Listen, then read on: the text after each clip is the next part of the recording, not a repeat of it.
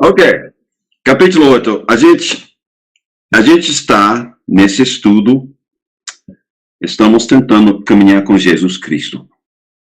E eu acho que, em nossas cabeças, lendo as passagens, a gente deve sempre tentar nos colocar na presença de Jesus, em tudo que está acontecendo na vida dele.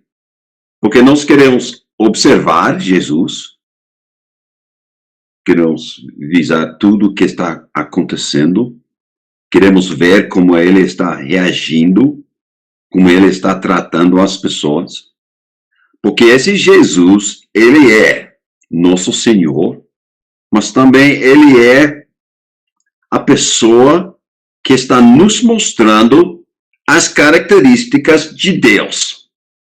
Okay? Ele se apresenta, ou ele se apresentou ao mundo, o nosso Pai Celestial. O jeito que Jesus pensa, age, as coisas que ele fala, exatamente o que nós vamos ver em nosso Pai Celestial, no dia que nós chegamos lá nos céus e ele se apresentar a gente. Jesus e o Pai são iguais. Então, nós estamos tentando enfatizar a importância de entender melhor essa vida de Jesus. Não porque nós queremos fazer uma lista de como ele é, mas nós queremos enfatizar porque nós devemos tentar ser assim. Em tudo. O jeito que a gente vai tratar outras pessoas, o jeito que a gente faz nossos negócios, o jeito que trata nossos vizinhos. Então, estamos tentando caminhar com Jesus Cristo. Em capítulo 8, os primeiros versículos já lemos. Jesus, mais uma vez, está com uma multidão de pessoas seguindo ele. 4.000 homens, sem contar as mulheres e os jovens, crianças. E ele vai ter, versículo 2, compaixão. Essa palavra eu acho que vocês vão ver muitas vezes no Novo Testamento e quase todo o tempo vai se referir a Jesus Cristo. Jesus era um homem que mostrou compaixão às pessoas ao seu redor. Então, Dora, como é que nós devemos viver? Luiz, como é que nós devemos viver? Vivemos num país que tem muitas pessoas pobres, sofrendo, pessoas como estas. Pelo menos no Recife, eu não sei como as coisas estão agora, mas muitas pessoas até com fome. Se eu vou agir como Jesus Cristo, nós vamos ter compaixão para as pessoas com necessidades. Agora, infelizmente, e essa aqui me perturba, infelizmente,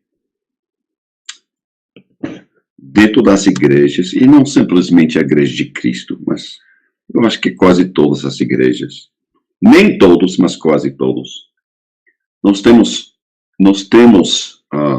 o costume de chegar nos domingos, tirar nossa oferta, colocar lá dando para a igreja. E a ideia que fica gerando em nossas cabeças é, assim eu já fiz a minha parte. Se vai acontecer outra coisa, é a igreja que vai cuidar. E é, Fátima, uma grande mentira. Arlindo, eu não sei. Era uma coisa que vocês iam fazer essa semana e me mostrar hoje. Já esqueci o que era, mas Aqui é outra coisa. Me mostra uma coleta semanal no Novo Testamento. Uma coleta que foi dada toda semana, dada à igreja. Não existe, não. Não existe uma coleta semanal. Então, o problema é que nós damos, às vezes, nosso dinheiro à igreja e pensamos que não tem mais responsabilidade durante a semana. Oi, Suzana.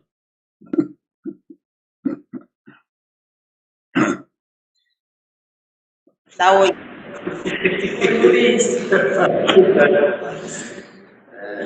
Sejam bem-vindos.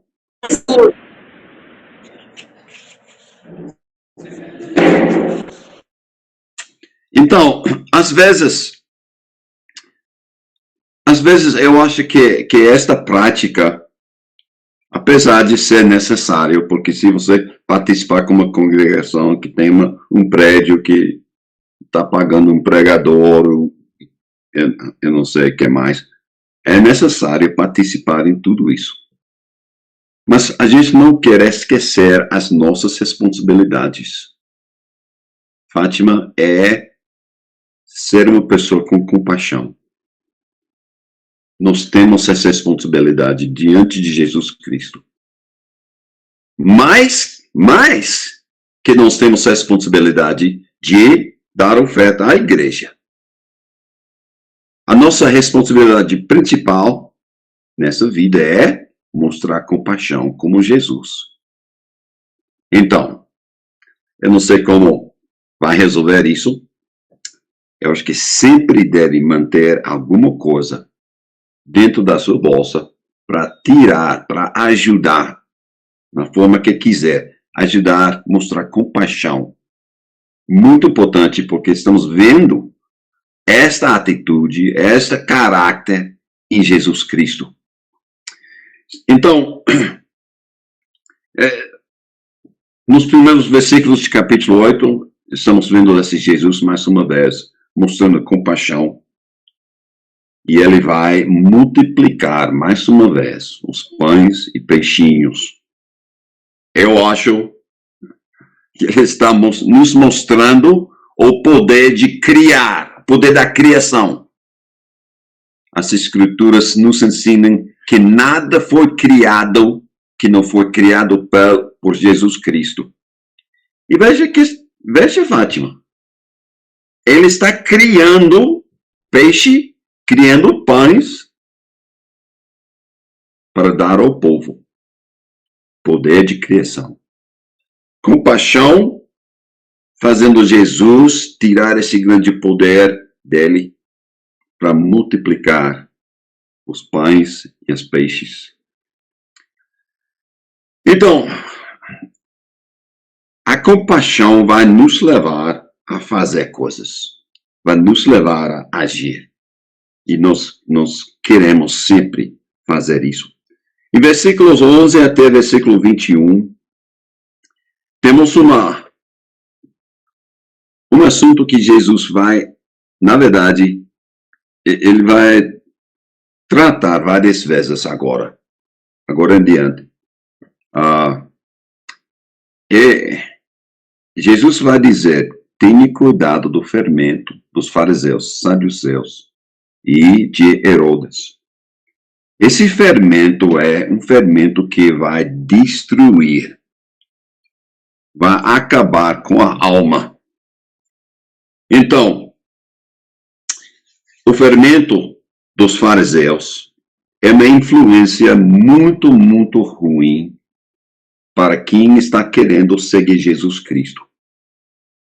A influência, o fermento dos fariseus e saduceus é alguma coisa que estraga a alma, porque eles não estão querendo que nenhuma pessoa fique no caminho com Jesus Cristo. Nenhuma pessoa. Tudo que eles fazem é para destruir o que Jesus fez, o que ele está fazendo. Então, tenha cuidado, Jesus disse, porque esses homens não têm nada bom para compartilhar com vocês. E daqui para adiante você vai notar cada vez mais os fariseus e saduceus, eles vão tentar destruir completamente Jesus Cristo. E se a gente não tem cuidado, nós vamos deixar que esse fermento entre em nossas vidas e vai estragar a alma, a nossa fé. Esse fermento está visto em fofocas, mentiras, manipulações, tudo isso para enganar o povo e tirar do caminho de Jesus Cristo. Tenha cuidado de tudo isso, ok?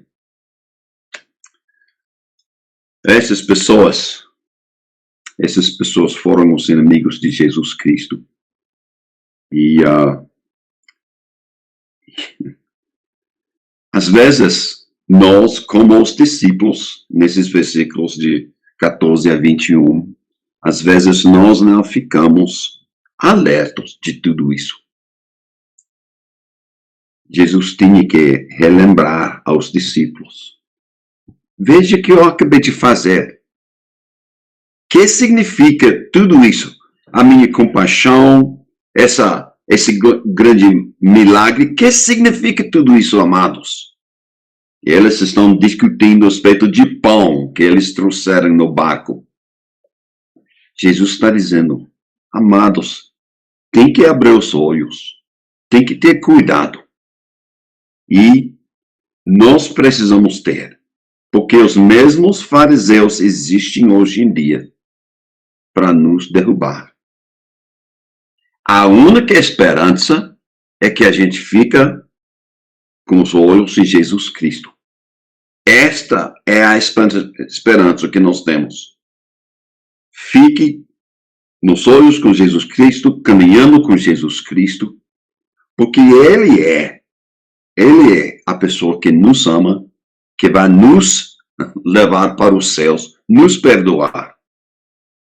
Tudo por meio de Jesus Cristo. Então, para todos nós, vamos ter cuidado do fermento dos fariseus. Ok. Então, estamos chegando ao versículo 22. Eles atravessaram o mar outra vez, chegaram nessa cidade Betsaida. Então, vamos ler de versículo 22. Então, chegaram a Betsaida e lhe trouxeram um cego e pediram a Jesus que tocasse nele. Jesus, tomando o cego pela mão, levou-o fora da aldeia. Então, veja bem, cuspiu nos olhos do homem e, empunhando-lhes as mãos, perguntou, você vê alguma coisa? O homem, recuperando a visão, respondeu, vejo pessoas, mas eles parecem árvores que andam. Então, ele está dizendo que tudo é embaçado. Não dá para ver nada muito bem. Então, Jesus novamente pôs as mãos sobre os olhos dele. E o homem, passando a ver claramente, ficou restabelecido e distinguia tudo de modo perfeito. E Jesus o mandou para casa, recomendando-lhe, não entra na aldeia. Ok. Tem coisas aqui que são um pouco estranhas, não é? Primeiro, Jesus está levando este homem fora da aldeia. Você já pensou por que ele não curou o homem no meio da aldeia? Já pensou nisso? Por que queria levar o homem fora da aldeia? Outra coisa aqui que é muito interessante é que Jesus cuspiu nos olhos dele. Não é estranho, não é? E muitas pessoas pensam, mas a primeira vez que ele tentou curar o homem desse problema, não deu certo, então ele tinha que fazer outra vez. E a terceira coisa que eu acho interessante é que ele disse ao homem, depois de ter curado ele disse, não volta para a aldeia, não volta para a cidade não. Volta para casa, mas não passa pela aldeia. Então vamos tratar algumas coisas aqui para tentar entender o que está acontecendo. A primeira coisa é, chegou esse homem que está cego. E pelas coisas que está escrito aqui, Jesus não queria muito ficar nessa aldeia. E eu fiquei pensando, era pouco tempo antes que Jesus disse ao povo dessa cidade, ou dessa área, Jesus disse, ai de vocês. Está lembrado? Ai de vocês. Vocês de Betsaida. Se fossem feitos os milagres que eu fiz na sua região, se fossem feitos em Tiro e a outra cidade aí, não estou lembrado, ele disse, vocês teriam que ser arrependidos. Ou eles teriam que ser arrependidos. Mas vocês que moram nessa área de Betsaida, ai de vocês. A ira do Senhor vem sobre vocês, porque vocês me rejeitaram. Então, esta área, Fátima, era uma área que realmente não aceitaram muito bem Jesus Cristo. Até pode ser que eles estavam usando esse homem só, eu não sei, para enganar Jesus, para tentar fazer alguma coisa para fazer ele errar. Eu não sei, mas por alguma razão, Jesus não queria ficar nessa área. Ele levou ele fora da aldeia, fora da cidade, onde ele estava sozinho com o homem. E eu estou pensando, talvez fosse por causa da fé do povo lá, a atitude que eles tiveram com Jesus Cristo.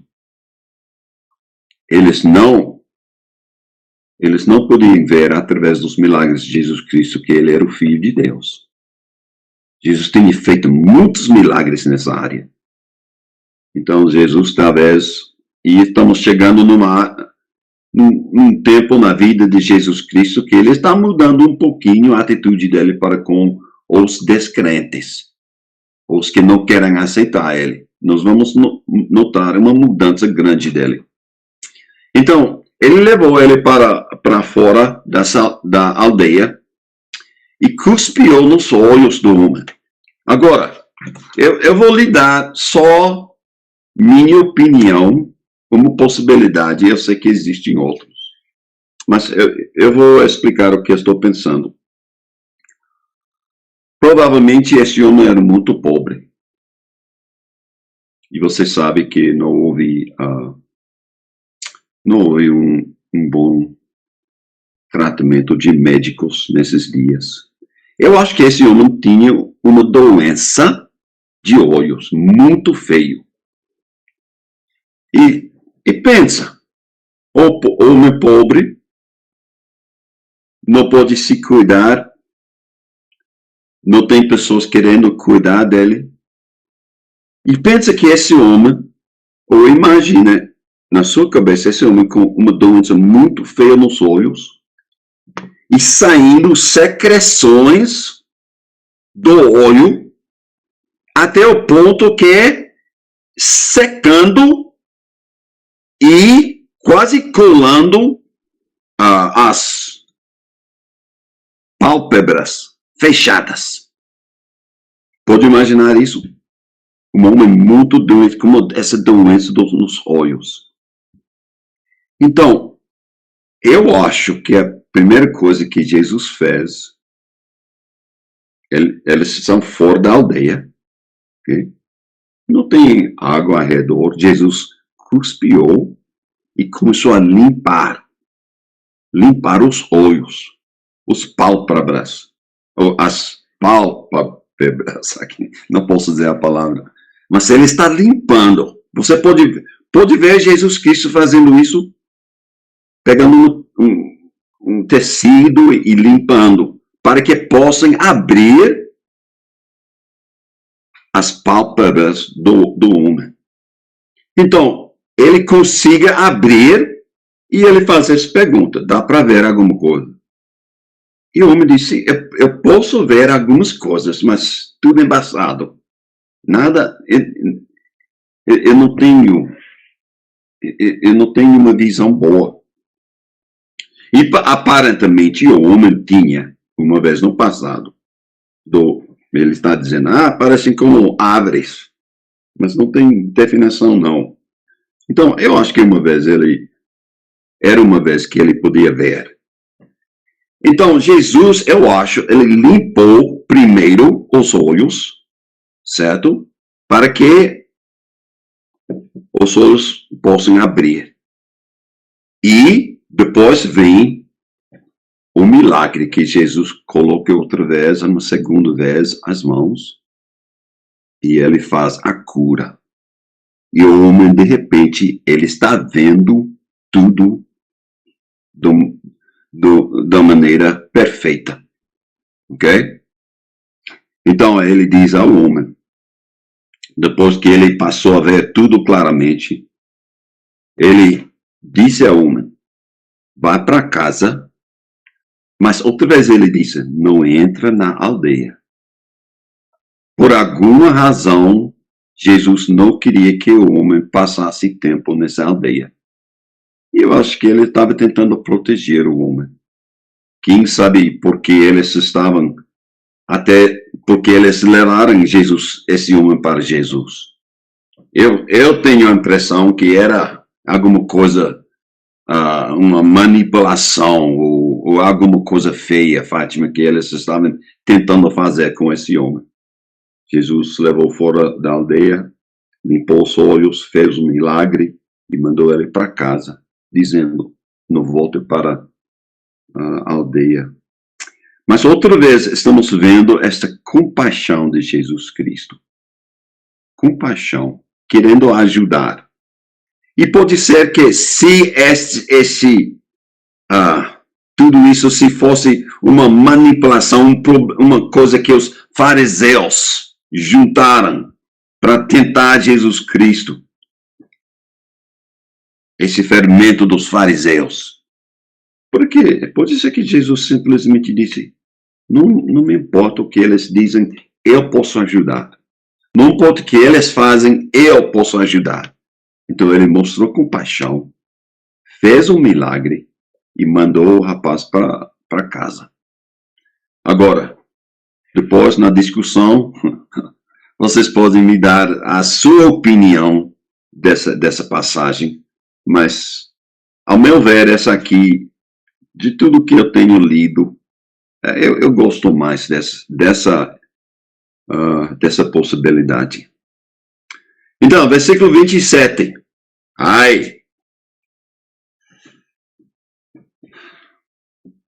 A confissão de Pedro e a partir desses versículos nós vamos ver uma mudança, eu vejo uma mudança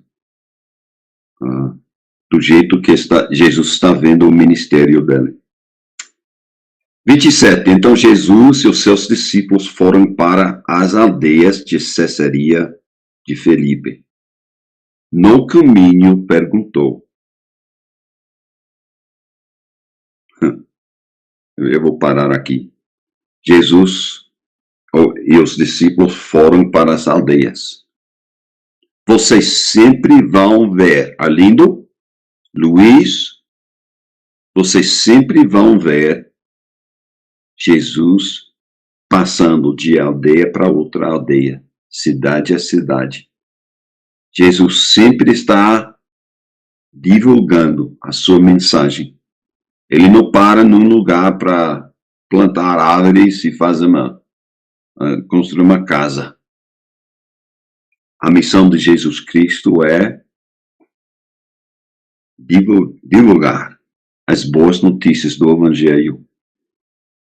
E, caminhando com Jesus, pelo menos na minha vida, eu sempre tenho essa visão que eu preciso ser aquele tipo de pessoa, sempre querendo divulgar, sempre querendo compartilhar as boas notícias.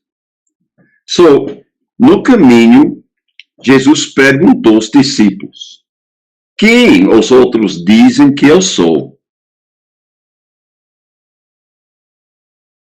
Os discípulos responderam: uns dizem que é João Batista, outros dizem que é Elias, e ainda outros dizem que é um dos profetas. Eram muitas ideias a respeito desse homem que estava fazendo milagres em todo canto, ensinando, falando do jeito que não era igual aos fariseus. Eles podem ver a autoridade de Jesus Cristo. Então Jesus perguntou: mas vocês, quem dizem que eu sou? Veja a diferença aqui. O que eles estão pensando e dizendo a respeito de mim? Mas ele, olhando para os discípulos, ele pergunta: o que vocês pensam? Responderam Pedro. Pedro lhe disse: o Senhor é o Cristo, o Messias, o Salvador prometido pelos profetas. Então Jesus os advertiu de que ninguém dissesse tal coisa a seu respeito. Outra coisa que é um pouco difícil de entender. Mas duas perguntas aqui. O que eles acham e o que vocês acham? E na verdade, Dora, não importa muito o que as outras pessoas pensem de Jesus Cristo. O importante é que o que você acha? O que você acha que é? Quem é esse Jesus? Felipe, para você, Felipe, quem é esse Jesus? A nossa vida vai seguir o caminho da resposta dessa pergunta. Ele é simplesmente um profeta, uma pessoa importante como João Batista. Ele simplesmente fala um pouco de Deus como Elias. E tem muitas pessoas que pensam a respeito de Jesus nessa maneira. Quem é Jesus? Ele é um homem bom, fez muitas coisas boas, era uma pessoa com muita compaixão. Mas a resposta que nós precisamos colocar, gravar em nossas cabeças é: Jesus Cristo, o Senhor é o Cristo. Jesus é o Cristo. Ele é a nossa esperança. Esta é uma das primeiras confissões de uma pessoa que está chegando perto de Jesus Cristo e quer se salvar. Confessando que Jesus Cristo é o Filho de Deus, é o Messias. E quando a gente está conversando e tentando ajudar as pessoas a entender, ou estamos tentando compartilhar o Evangelho, é importante tentar levar esta pessoa, para esta realidade, confessar que Jesus é o Filho de Deus, é o Messias, é a pessoa que o Pai mandou para a terra para nos salvar. Esta confissão é essencial. E daqui em pouco tempo, Jesus vai dizer exatamente isso. Se negar esta realidade, então a gente vai perder nossas almas.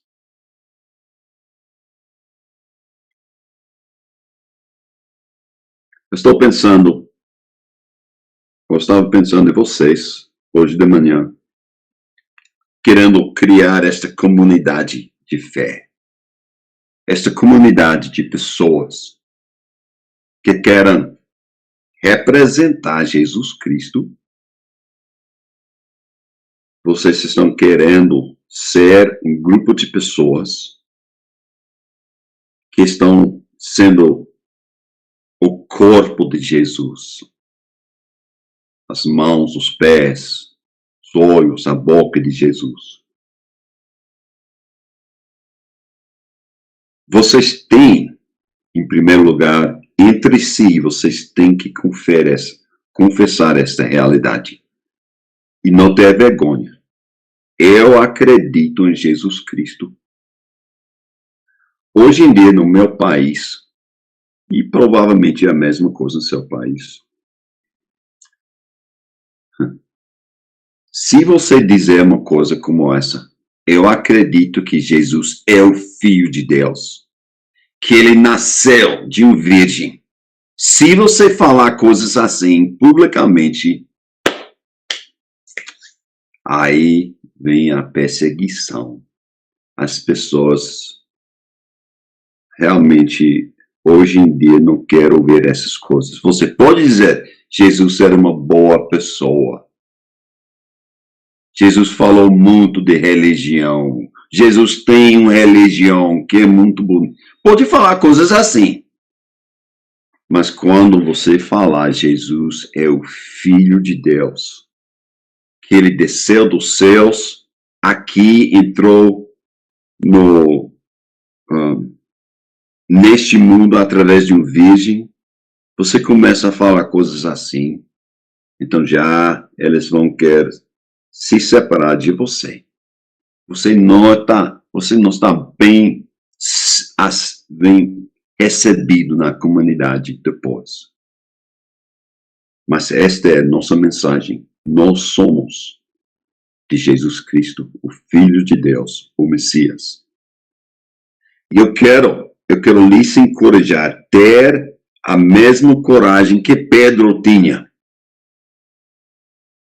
Diga estas coisas. Fala abertamente que você é seguidor de Jesus Cristo, discípulo de Jesus Cristo. Hoje em dia, eu não gosto de usar a palavra eu sou cristão. Porque hoje em dia a palavra cristão pode significar qualquer coisa. E eu posso dizer eu sou cristão e nem vai entrar na cabeça do que eu estou dizendo nas outras pessoas. Então eu não uso outras palavras. Eu sou seguidor de Jesus Cristo. E eles dizem, você é quê? Sou seguidor de Jesus Cristo. Sou discípulo de Jesus. Discípulo? O que é um discípulo? Quando chegar uma pergunta assim, já está abrindo a porta para conversar. Mas tenha essa coragem que Pedro tinha. Em sua vida, ao redor na presença dos seus vizinhos, as pessoas com quem você trabalha, não tenha medo de dizer, eu sou discípulo de Jesus Cristo. Não tenha medo de dizer, eu acho que Jesus Cristo nasceu de um virgem. Você quer abrir os olhos de alguém? Falem as verdades do Evangelho, porque o Evangelho é espetacular. É totalmente diferente do que este mundo está oferecendo. O fermento dos fariseus vai querer que você não dizer nada que vai criar problemas. Não deve dizer nada que vai ferir ou causar outra pessoa sentir mal por causa da religião que eles aceitam. Podem até adorar os cachorros que vivem nas ruas, mas você não pode dizer nada para magoar essas pessoas. Mas nós temos essa responsabilidade de falar, de confessar o que é a nossa fé. Eu sou discípulo de Jesus Cristo. Eu vou tentar agir como Jesus, falar como Jesus, ou falar como Jesus falou. Eu vou tentar tratar outras pessoas da maneira que Jesus trata outras pessoas, mas eu sempre vou falar a verdade a respeito da origem de Jesus Cristo. Ele é eterno. Ele é o Deus que se fez carne e habitou entre nós. Esse é o Evangelho. Ele veio mostrando a natureza do Pai e, ultimamente, ele veio morrendo na cruz como sacrifício para nos perdoar de todos os nossos pecados. Esse é o Evangelho que eu preciso adorar. Eu preciso agarrar nesse Evangelho. Porque é por meio desse Evangelho que eu posso achar a minha identidade. Eu sou filho de Deus. Eu sou uma parte da grande família de Deus. E tudo isso por meio de Jesus Cristo. Ok.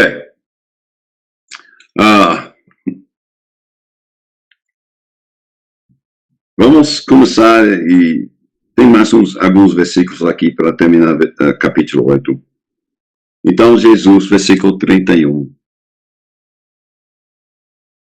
Então, Jesus começou a ensinar-lhes que era necessário que o Filho do Homem sofresse muitas coisas, fosse rejeitado pelos anciões, pelos principais sacerdotes e pelos escribas, fosse morto e que, depois de 3 dias, ressuscitasse.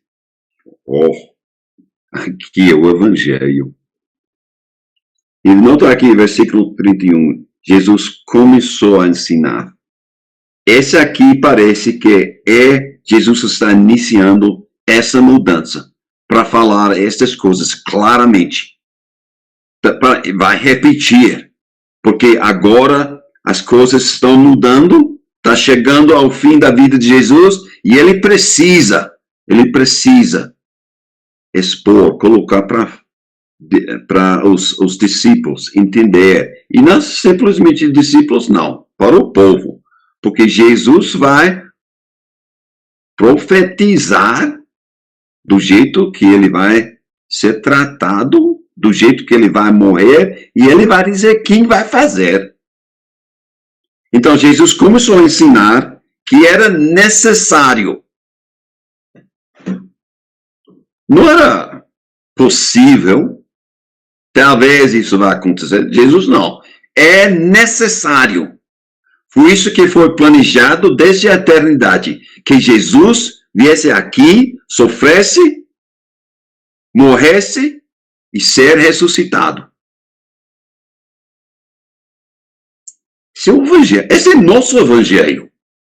Esse aqui é o que nos salva. Nós precisamos saber dessas coisas. E nós não devemos ter vergonha de dizer, eu sou um deles. Então, Jesus começou a ensinar-lhes que era necessário que o Filho do Homem sofresse muitas coisas.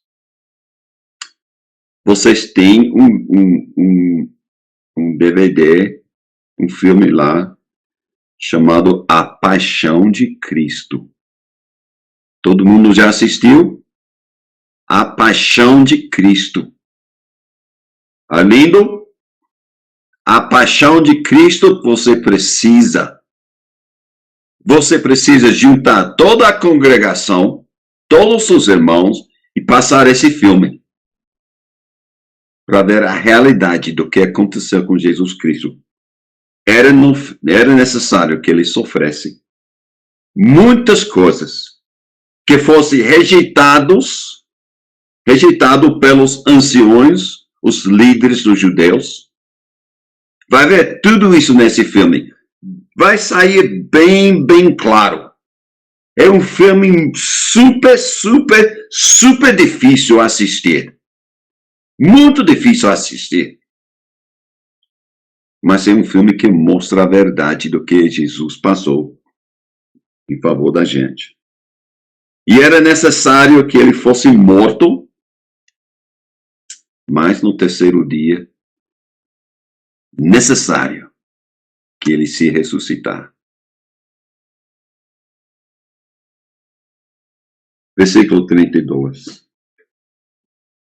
E isto ele expunha claramente.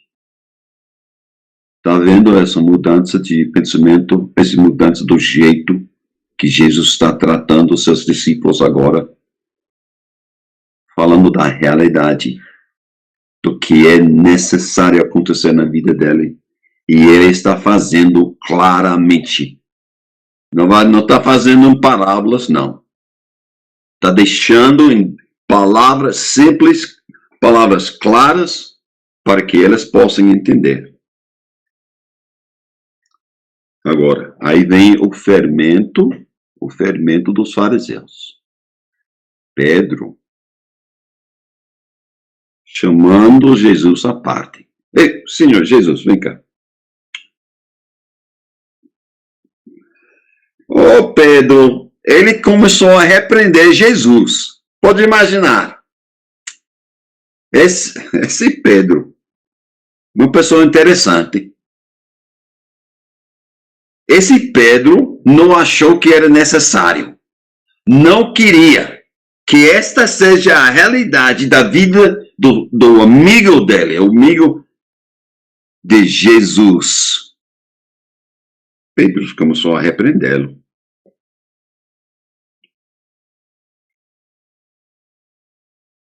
Esse é o fermento dos fariseus, porque os fariseus não queriam nada acontecer do jeito que o pai tinha planejado.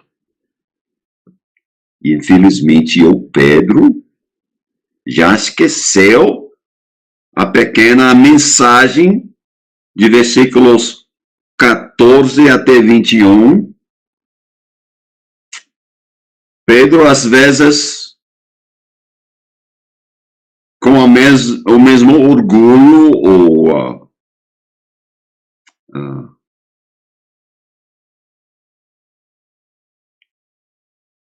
com a mesma autossuficiência que a gente tem, às vezes, ele disse, não, Jesus não vai acontecer, não, de jeito nenhum.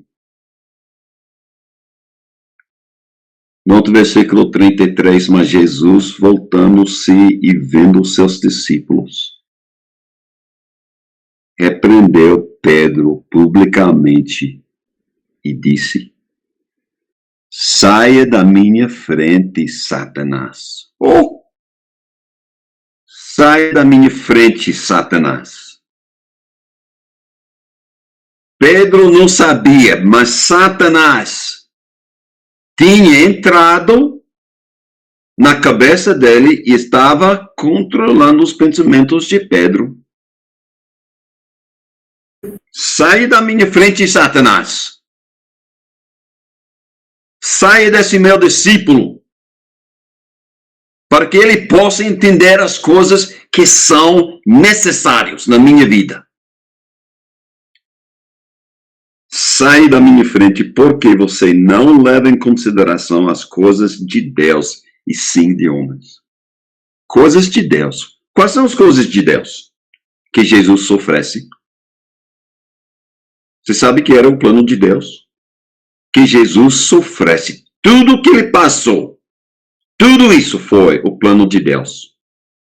as coisas de Deus. Que ele seja rejeitado. Veio com todo esse amor, toda essa compaixão, mostrando que ele era do Pai através desses milagres e sinais. Jesus mostrando tudo isso, mas o fermento dos fariseus vai dizer, não, a gente não quer você, não. A gente não quer esse amor, não. A gente não quer essa compaixão, não. A gente não quer esse poder enorme e cheio de graça. A gente não quer, não. Sai daqui, Jesus. É? Ser rejeitado era coisa de Deus. Era o plano de Deus. Ser morto.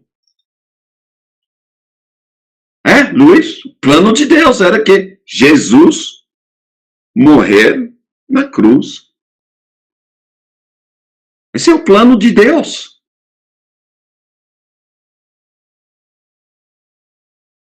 Muitas pessoas querem um cristianismo sem a morte de Jesus Cristo. Não existe, não. Não existe, não.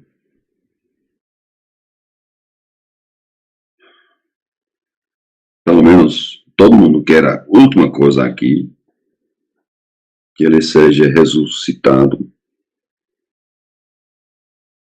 32, ele falou claramente essas coisas.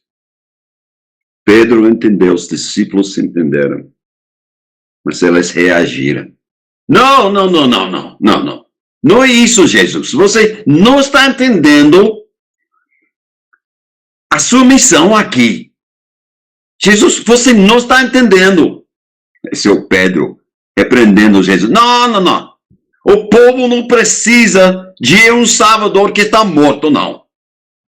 Um Messias que está morto. Não, o povo não quer isso. A gente não quer isso. Não vai acontecer, não. Você vai viver eternamente aqui na terra. Jesus diz, não. É Satanás falando essas palavras. Satanás, sai da minha frente.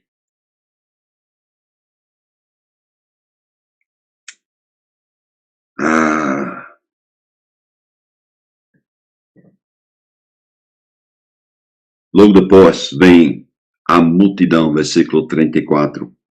Jesus com a mesma mensagem. Veja bem, esses versículos 31 e 32 é o evangelho que nós precisamos pregar. É o evangelho que precisamos pregar. Então, 34. Convocando a multidão e juntamente com seus discípulos, Jesus lhes disse. Veja a diferença. Arlindo, veja como está mudando esta mensagem de Jesus. Se alguém quer vir após mim, negue a si mesmo, tome a sua cruz, siga-me. Pois quem quiser salvar a sua vida, a perderá. E quem perder a vida por minha causa e por causa do evangelho, esse a salvará. De que adianta uma pessoa ganhar o mundo inteiro e perder a sua alma? Que adianta? Nada. Que daria uma pessoa em troca de sua alma? Que daria uma pessoa em troca da sua alma?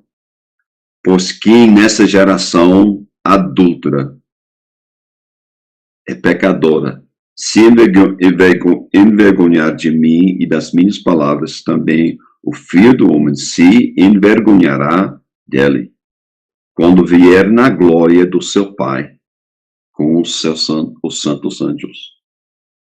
Então veja bem, veja como ele está chamando os discípulos e a multidão.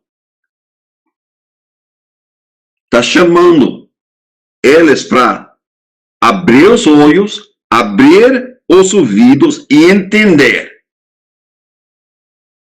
que se elas querem seguir Jesus Cristo,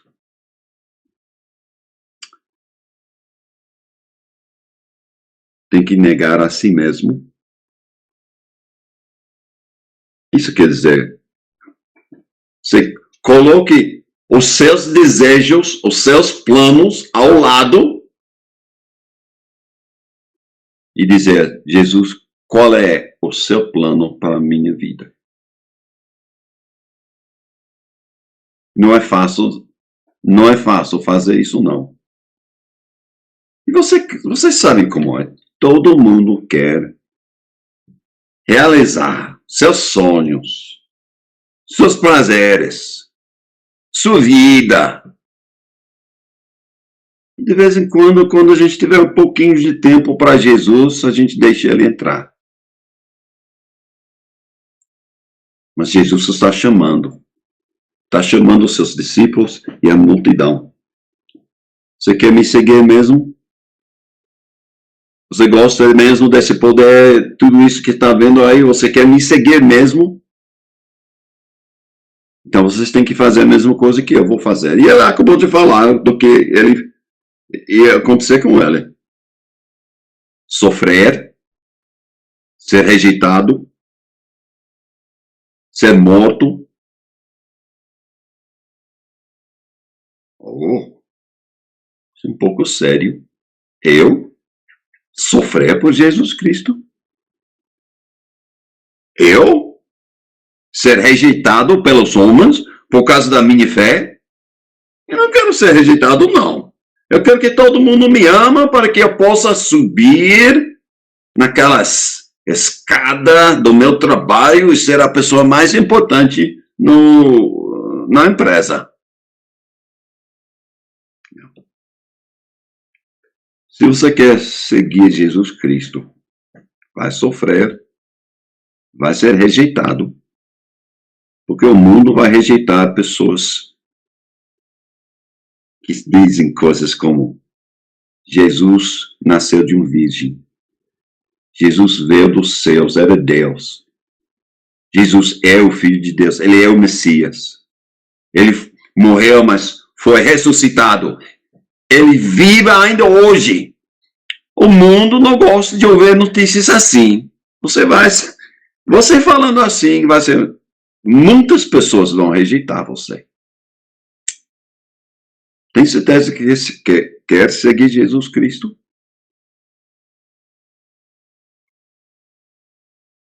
Siga Jesus Cristo, nega a si mesmo, pega a tua cruz.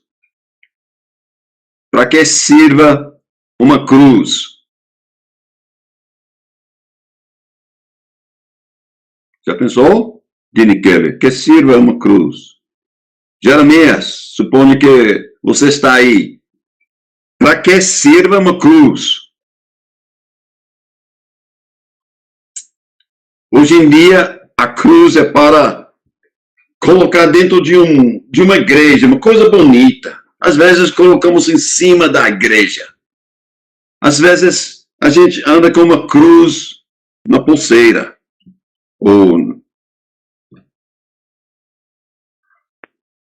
Não. A cruz é para morrer. A cruz é para morrer. Nós estamos sendo chamados a negar a si mesmo, aceitar o propósito da vida de Jesus Cristo, o plano de Deus em nossas vidas. E vai incluir uma cruz. Eu preciso morrer para que Cristo possa viver. E vai seguindo Jesus Cristo. Quando Jesus estava levando a cruz dele, subiu para Calvário. Aí morreu. E ali não seria bom você conversar um pouco com o pessoal. Essa ideia de morrer por Jesus Cristo. Negar a si mesmo, pegar a cruz, seguir Jesus até Calvário para morrer. E ele diz porque, versículo 35, quem quiser salvar a sua vida, vai perder a sua vida. Quem fica vivendo como os fariseus não queriam perder nada. Eles queriam o poder, eles queriam o dinheiro, eles querem a reputação, que todo mundo adorassem elas. Eles não queriam perder nada disso. Mas Jesus diz, se você quiser salvar a sua vida e só viver assim, vai perder a vida. Mas eu estou seguindo Jesus Cristo porque eu quero salvar a minha vida. Então ele diz aqui, quem perder a sua vida por minha causa e por causa do Evangelho, essa pessoa vai se salvar. Então, Fátima, são palavras fortes de Jesus. Palavras que vai exigir de mim uma decisão.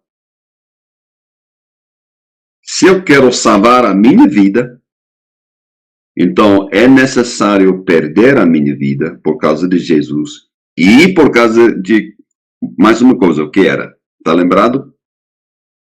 O Evangelho.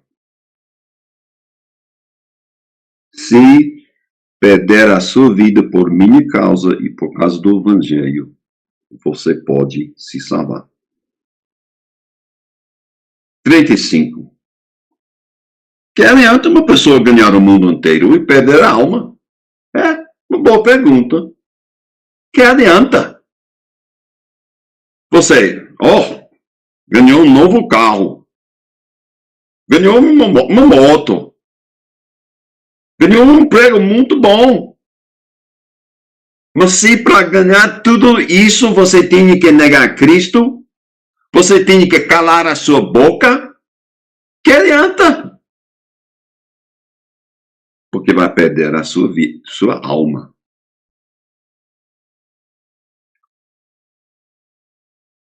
Que daria uma pessoa em troca da sua vida? Jesus, eu não estava seguindo você, mas veja, eu tenho esse carro, eu posso lhe dar meu carro novo em troca da minha vida. O que acha, Jesus? Não.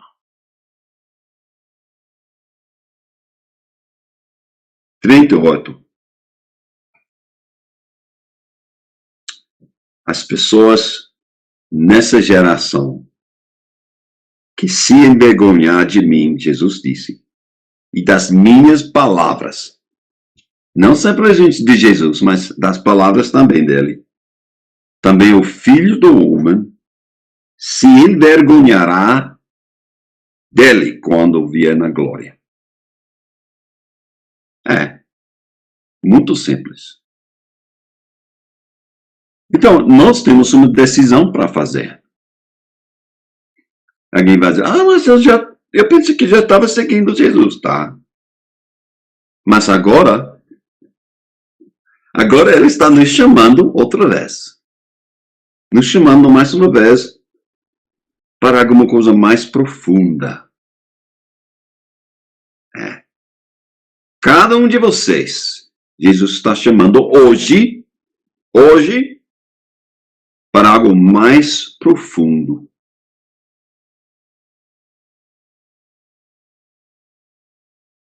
E, na verdade, Luiz, eu acho que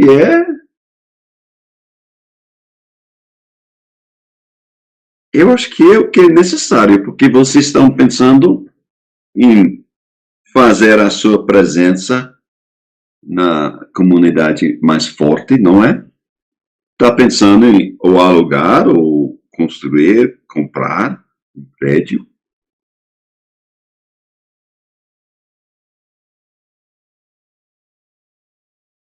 E eu acho que ele está...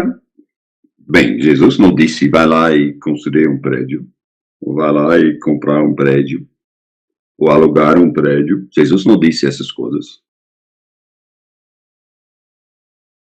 Ele disse negar a si mesmo, pegar a sua cruz e seguir. E se esse caminho leva vocês para um prédio, tudo bem.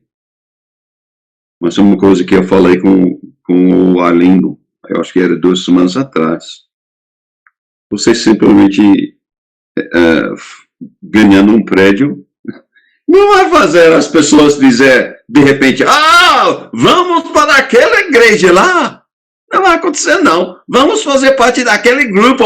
Veja como é. Não, eles não vão. Se não morrer assim mesmo, vocês vão ficar igualmente como estão agora mesmo. O semente que não morre e ser plantado só fica uma semente. E vocês são 8, 10, 12, eu não sei quantos são. Se não morrerem, então sempre vão ser um grupo de 10, 12. Jesus está chamando vocês, está me chamando, não simplesmente vocês, para morrer a si mesmo, pegar a cruz, seguir Jesus Cristo. Não tenham vergonha desse seu Salvador e da mensagem dele. Assim, vocês podem brotar e se multiplicar 100 vezes, 100 vezes. Mas não vai acontecer se não fazer exatamente isso aqui. Negar a si mesmo, pegar a sua cruz, seguir Jesus Cristo. Dizia, capítulo 9, versículo 1, eles não fizeram uma boa divisão. As pessoas que dividirem essa pequeno livro. Versículo 1 faz parte desse parte de capítulo 8. Dizia-lhes ainda, em verdade lhes digo, que dos aqui se encontram, existem alguns que não passarão pela morte até que vejam ter chegado com poder o reino de Deus. Então essas coisas não são para o futuro.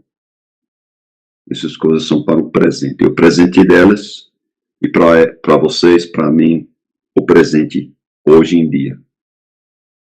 Eu preciso seguir meu Jesus Cristo agora nesse caminho que parece mais difícil. Esse caminho que parece que vai exigir mais força e determinação da minha pessoa.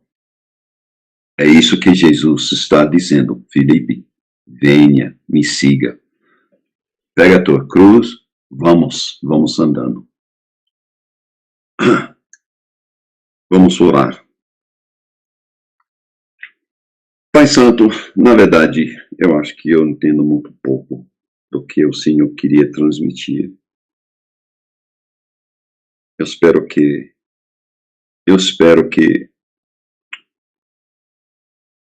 eu desse pelo menos uma parte, algo que vai tocar no coração desses meus irmãos, algo que vai me tocar, porque eu preciso da mesma maneira que elas precisam. Essa dedicação, essa decisão de seguir, essa decisão de amar o Senhor, essa decisão de compartilhar e participar no Evangelho de Jesus Cristo. Ajuda-nos a pagar o preço, Pai. Ajuda-nos a ser sérios para levar para frente a sua obra em Palmas e eu aqui em Novo México. Em Jesus Cristo nós oramos. Amém.